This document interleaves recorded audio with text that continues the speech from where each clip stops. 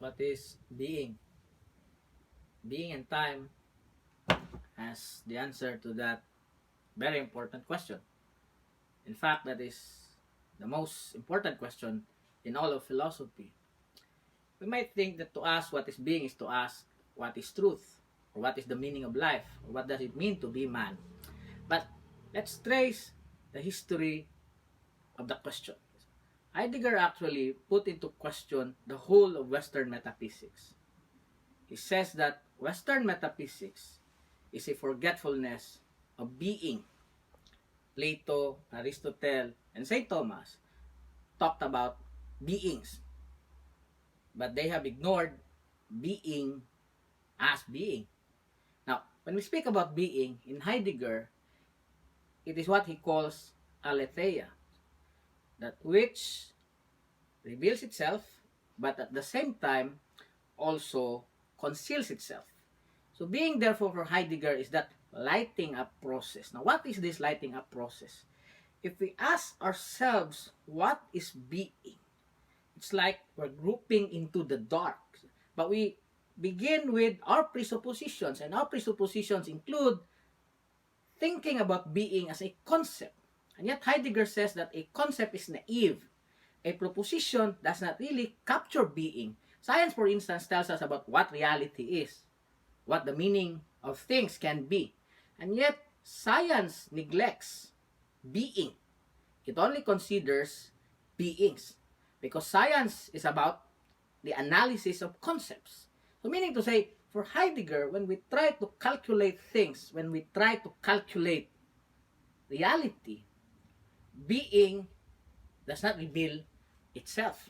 Because there is a limit to science. Now, that doesn't mean that science does not reveal the truth. What it only means is that science, in a way, calculative thinking, impedes the very unfolding of reality. Why? Because method itself is a limit. It objectifies reality, but being is not an object. So if we remember, we mentioned that the whole of Western metaphysics was all about beings. Science examines beings. Science puts into question the reality of beings, but not being per se. So what is being? Okay. Now, Heidegger will have to retrace that question and go back to the most important reality of all. And what is that? The reality of being. And the reality of being reveals itself, according to Heidegger, not by way of beings, but by way of the nothing. What is this nothingness? Nothingness is that which is dismissed by science because it is nothing. From nothing, nothing comes to be. What it means, therefore, is that there is basically nothing in nothingness. But it's like this. Think of the human being as a mere potential. Like a seed, you do not see a tree in that seed.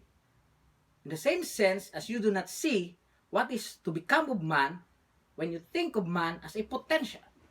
Why do we find value, for instance, to a baby who is crying? What's the reason? The reason is that there is something in that baby that is still to be realized. And this is precisely what Heidegger means by man as a potentiality for being. The being of man, therefore, is a being in the world. What this means is that we actualize our potentiality for being by being in the world. Now, when we are in the world, we are with things, and at the same time, we are with people. When we say we are with things, that's what we call the present at hand. You see your pair of shoes, you wear them. And so, in that sense, there is some kind of a functional relationship between human beings and things. And yet, you see people. But you cannot see people in the same way, in the same manner as you see your shoes. Meaning to say, you do not tell people that you are my friend and so therefore there are functions that are expected of you. You do not do that. You just go through the flow because that's how reality makes itself manifest. In the same way as it's how being makes itself manifest. Now, to understand this, you can think, for instance, of human mortality. Now, in the everyday life of man, he doesn't see death. He lives as if he does not die.